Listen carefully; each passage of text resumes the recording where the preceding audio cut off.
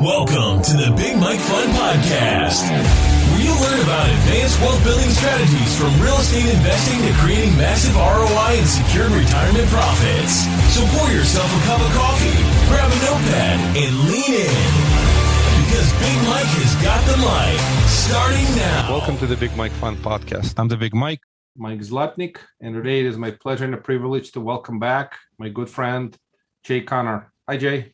Hello there, Mike. Great to see you again, and thanks for having me back on. Thank you very much for coming back on. Appreciate it. And Jay is a brother from the Collective Genius Mastermind. We've been there for many years, and you hail from small town America called Moorhead, North Carolina, right on the water, right? That's it. Moorhead City, little teeny tiny town. My total target market that I invest in has only got 40,000 people. Got it. But it's your typical small town America, right? That's right. That's right. So just to remind folks a little bit about, just a couple more words about you, family, married, kids, cats, pets, dogs, anything that good goes. Sure. So I was actually born and raised here. I met my wife, Carol Joy, my first Sunday in town, met her at church out in Wichita Falls, Texas, when I moved out to Texas back in the 80s. But Carol Joy and I, in just a couple of months, we're going to be married 35 years. Congratulations. And, we weren't blessed with any children, but we got 28 nieces and nephews. That's wonderful. She comes from a big family. But yeah, we've been back here in this small area since 1988. We started investing in single family houses 2003. So we've been doing it a long time. We've rehabbed about 450 houses here in this little area. And the first 6 years we were in the business, from 2003 to 2009, we relied on local banks and mortgage companies to fund our deals. Back in that day, Mike, I never even heard of hard money lenders. I never heard of private money. I thought you just went to the local bank and borrowed money for your deals.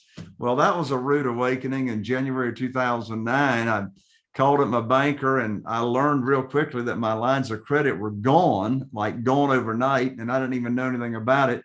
So that's when I was introduced to this world of private money and work and doing business with individuals. So in about 90 days, I was able to raise a little over a couple of $1 million in funding that I didn't have prior to being cut off. So I've been using private money all that time since 2009. Carol Joy and I have got about 46 private lenders right now, individuals that invest in our business. So anyway, I guess I'm self-proclaimed as the private money authority because I've taught so many students how to do it and how to go find capital. And like yourself, I tell everybody, you need to have fantastic relationships with as many people as you can, hard money lenders, private lenders, because, you just don't know what deal's going to come along that, you need more than one relationship to make that deal happen. Yeah, that's the great wisdom. Having private relationships with folks that have some capital, but sitting and earning very little or waiting for the next project. And it is much better and much safer for you as a deal maker and a shaker to raise money from private investors versus the banks. Because as you said, you don't know when the bank's going to turn off the faucet. It has nothing to do with you, it has to do with banking issues. At that time, we obviously hit a crisis, but that is the crisis aside, you're still better off with that. I mean, the big question: would you rather have 67 individual investors or one gigantic investor who's funding everything, right? Well, I learned the hard way, Mike, that the most dangerous number in any business, doesn't matter what business you're in, the most dangerous number is the number one. In other words, I don't want to have one realtor that I do business with, or one general contractor, or one plumber, or one electrician, or one lender. So it was, but you know what, Mike, it was a huge blessing in disguise that I lost my lines of credit, because in the first 12 months, in that year that I lost my lines of credit in January of that year, the next 12 months, our business tripled because this happened in 2009. And of course, you and everybody else remembers what was going on in 2007, 2008, 2009. All these foreclosures came along, and I would not have been able to take advantage of that opportunity of all those bank-owned properties if I didn't have a bunch of private money lined up, because, you know, you got to pay cash for that stuff.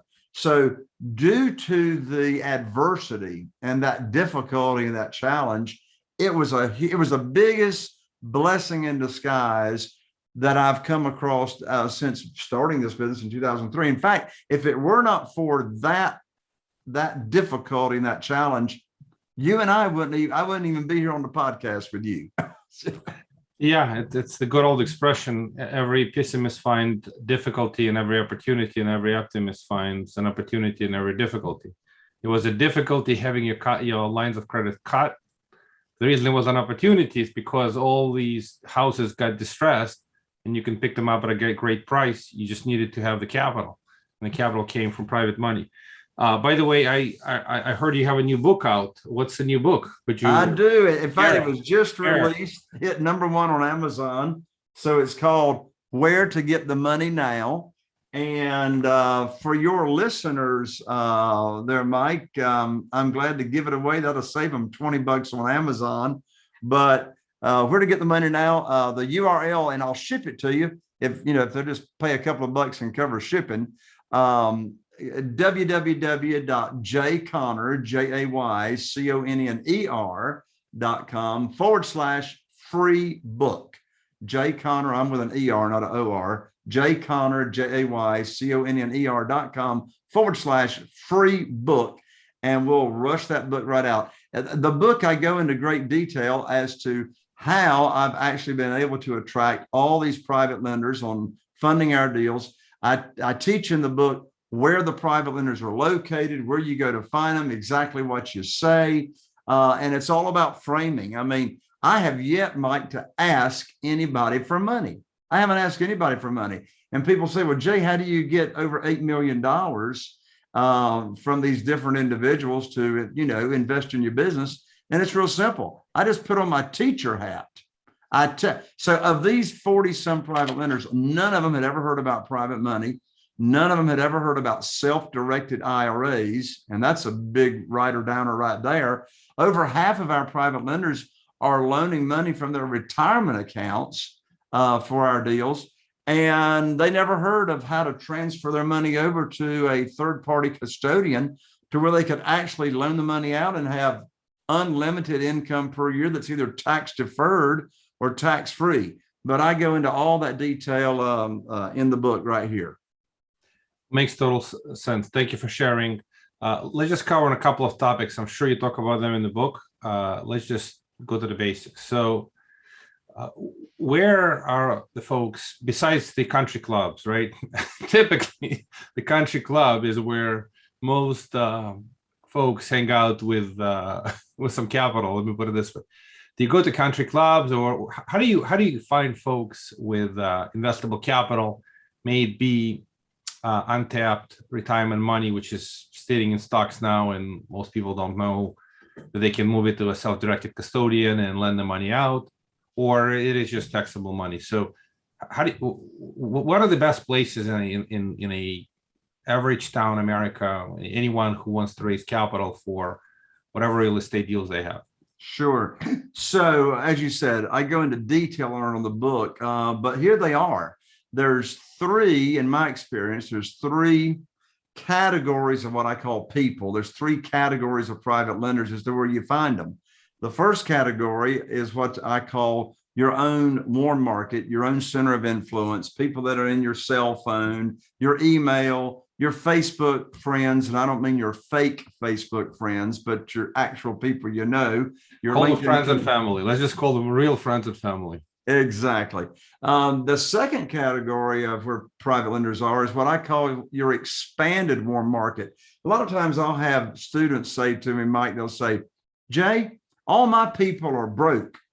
my family, my friends, they ain't got no money. Well, first of all, I don't believe them. But anyway, I think they've got a fear of they don't know how to approach the people and put on their teacher hat.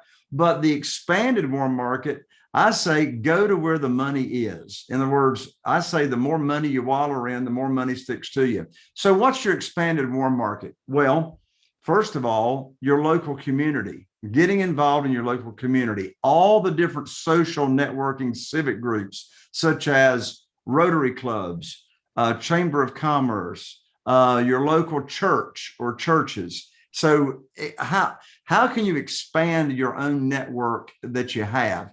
The third category of private lenders are existing private lenders, people that are individuals that are already loaning money out to real estate investors. And I'm not talking institutional money, but just individuals. Well, when I first started attracting private money back in 2009, one thing I did was I hired my real estate attorney's paralegal to search the public records looking for deeds of trust or mortgages where individuals were loaning money out secured by real estate. Well, that plan didn't work too good. In 90 days in this small area, we found one person. I said, there's got to be a better and easier way. So actually, we developed the private lender data feed, which is software that my company has and my students have access to, that goes out every month, and we get every new private lender loan from public records. And we can go into the software and search by zip code how to who these private lenders are, got their contact information, and et cetera. Another place to find existing private lenders are your local, I say local, not necessarily local, but your self-directed IRA companies. They have networking events. And now, since we're on this side of COVID, they have in-person networking events. Well, the companies that I'm associated with, Mike, and that I know very, very well, about 70% of those account holders at self-directed IRA companies are loaning money out, or they are looking to loan money out on real estate, secured by real estate, to real estate investors. So those networking groups, and of course they're doing them now on Zoom and virtual as well, is a great place to network and to make contacts with people that have money that are looking to loan it out. Yeah, it makes total sense. Appreciate you jumping into a little bit of depth. Self-directed IRA custodians do have phenomenal sort of universe of investors with capital. You obviously need to spend time to network with them and build the relationships. At the end of the day, I don't know who would loan you any money out before they get to know, like, and trust you. And you are a very likable guy. From that perspective, you should have fairly easy. Well, you not should you have fairly easy time getting people to know, like, and trust you. And that's a step number one. And I agree with you. It's your close family, you're a little bit of the extended family, and then obviously the professional sources. Do you ever, just curious, do you ever go to the let's call them the super big boys, the institutional players, the anchor loans of the world, the Genesis of the world, the big players who loan a lot of money? Or you're always better off with your private folks? You may pay them a little more, but you get a little bit more lenient terms. Yeah, so it depends on how big the deal is, right? So I've got a couple of relationships with our fellow CG members that are hard money lenders. And I recently did a deal that was it was right around $400,000. Well, I just didn't want to tie up that much money of my private lender money, particularly when I knew that I was going to get in and get out, on the short term, probably within a 6-month period. So the answer is yes. So, like with yourself, I've got relationships with hard money lenders. So I let the type of deal dictate the type of money that I'm going to use on that deal, whether it's going to be a hard money or private money. That makes total sense. Now I'm going to shift you a little bit and kind of walk you in the in the arena of commercial real estate equity. I do a lot of commercial deals. We invest into a lot of commercial equity deals.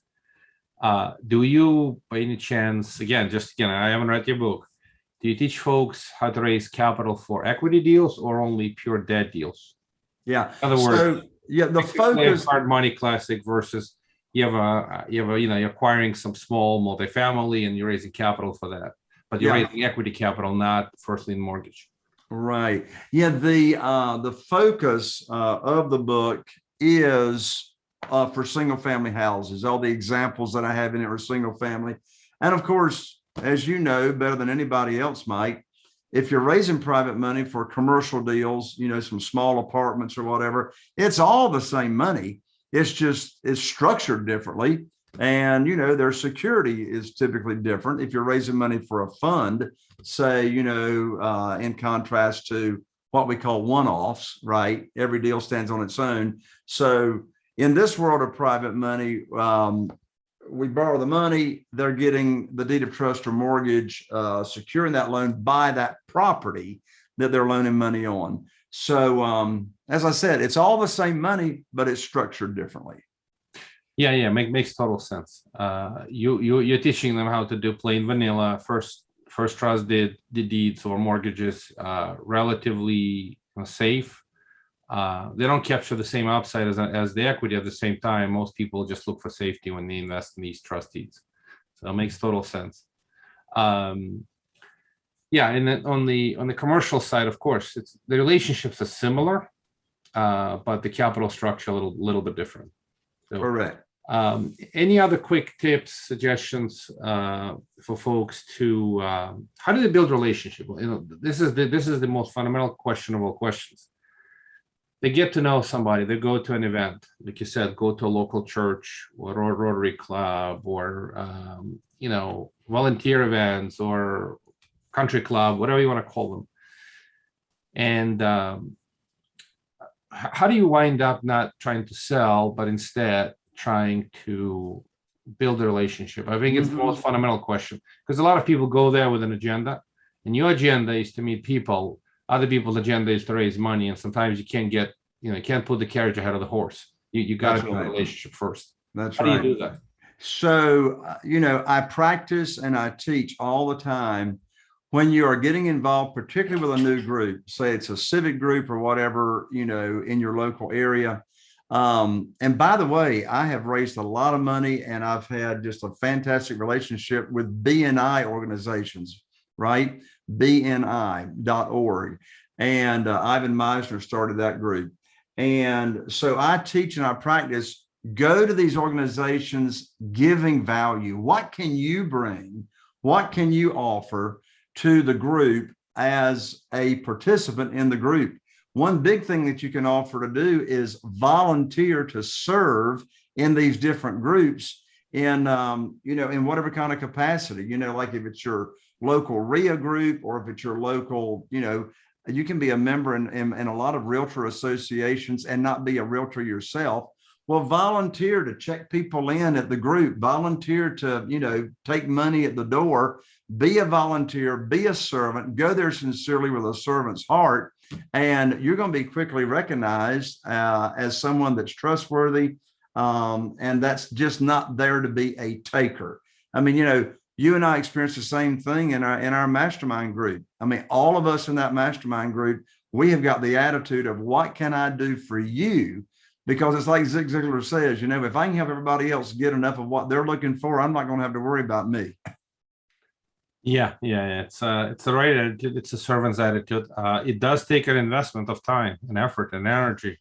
And it is not for everyone. You have to be genuinely servant in heart. If you're not, you're not going to enjoy it, and it's not going to flow well. But it is a time commitment. It is an effort commitment. And as long as you feel great about it, it brings warmth to your heart, helping others, then you'll do well through that process. Any other thoughts besides just spending your time serving others? Is there another suggestions? Like you said, go with the teacher's attitude or teacher's kind of hat. Any other thoughts on this? Yeah. So one of the most common questions I get is, Jay, how do I start? How do I start? What's the first thing that I do? Before that, how do you start? That's a question you get when you got somebody interested. Before that happens, how do you get people to ask you that question? Yeah. So, well, no, that my students are asking me, how do I start lending private? I mean, finding private money. That's not the private lender's question. That's my students' question. And so I say, first of all, and of course, in the book, it goes into it step by step. First of all, make your list. Make your list in your own warm market of who that it is that you would like to reach out to. And they say, well, how do you start making your list? Well, I say start with everybody you know that's retired. There's a good chance that someone that's retired has got retirement funds, right? And there's also a good chance these people that have retirement funds, there's a 99% chance they never heard of self-directed IRAs. So it gives you the perfect opportunity to teach people what that is all about. One of my favorite questions to ask people is to lead in with the question, did you know? Did you know? And one of my favorite questions to ask people is, did you know that there is a legal and safe and ethical way to use retirement funds to get unlimited returns a year with your retirement funds, either tax-free or tax deferred with no penalty? They're going to answer no. I never heard of that. So here starts your conversation. Yeah, that's a great hook. Did you know? And you tell them what you want them to ask about. So, exactly. Yeah, makes sense. Yeah, like they say, all good things must come to an end. We are kind of beginning to run out of time. So once again, how would folks get a hold of you? And besides the book, just mention you have educational program. So yeah, I assume you teach folks how to raise capital. What do you teach?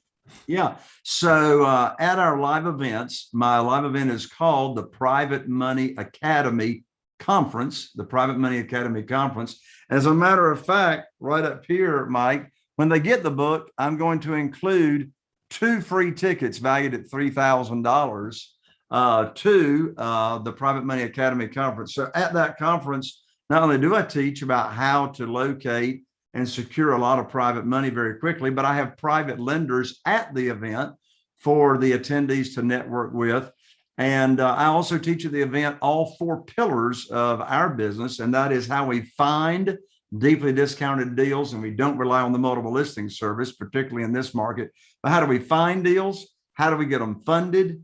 How do we sell them very, very fast? So finding, funding, flipping, and freedom. How do we automate this business to where you can actually be running a business and it's not running you? The actual business itself, I'm in at less than 10 hours a week, more like 6 or 7. And so automation, we spend a lot of the third day on automating the business.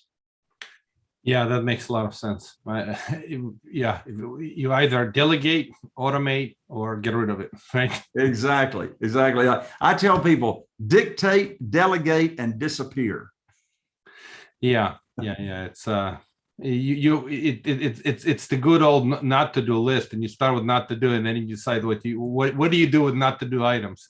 You exactly. Can automate. That's a perfect solution. So appreciate you, Jay. Thank you for your wisdom. Thank you for sharing. Thank you for giving the gift of your book. Once again, Jay Conner. So Jay, again, it's jayconner.com/free book, right?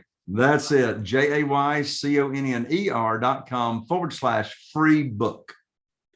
Thank you very much. Appreciate you. And we'll do it again soon. All right. Thank you, Mike. See you soon. Thank you for listening to the Big Mike Fund Podcast. To receive your copy of Mike's How to Choose a Smart Real Estate Fund book, head to BigMikeFund.com or visit Amazon and type Mike's Zlotnick. Keep listening and keep investing Big Mike style. See you on the next episode.